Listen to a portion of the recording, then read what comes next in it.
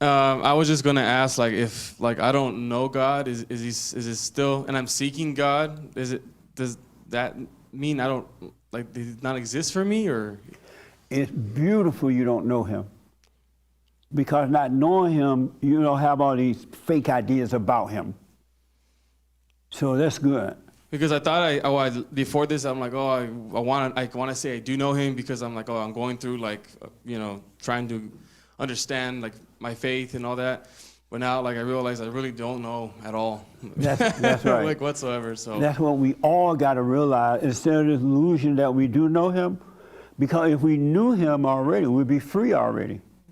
You would have no fear, no doubt, no pain, no emptiness, no insecurity, no lostness. You would be whole if you already knew him. I want to say one more thing about like the whole like identities and all that. I know she was saying about the doctor and how you said he'll go back and weep and cry when he's done sewing up whoever. I remember when I was working like my part-time job, and I thought when I got promoted to full-time and make more money that I'd be happier. I was worse off. Yes. Until I started to understand my faith. So yeah.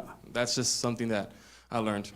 Yeah, absolutely. I know for a fact, without a doubt, after 30 years of counseling and talking to people around the world, all kinds of people, when they put that knife down from doing the surgery, they go into misery.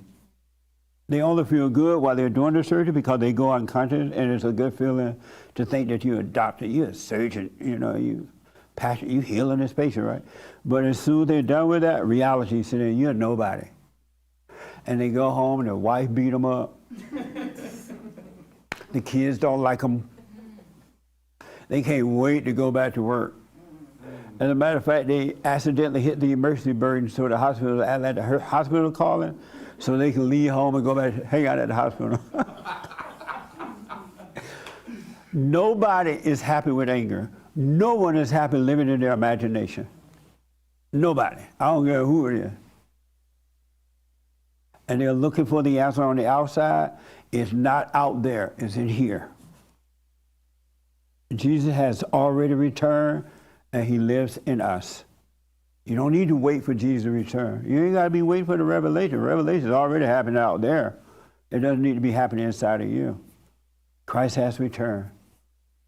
We have the Father, the Son, and the Holy Spirit living right inside of us.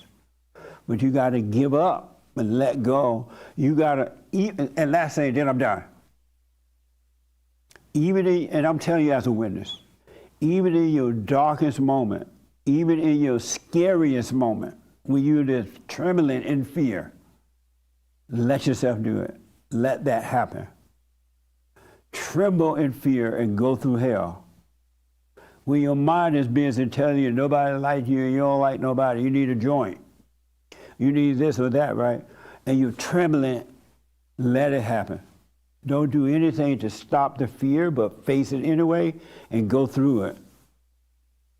And you will see you're going through the valley of the shadow of ego death, of fear death, of loneliness death, or thinking that, oh, I was smart death, or what will I be if I let all this go death. You're going through the valley of the shadow of death, shaking and trembling.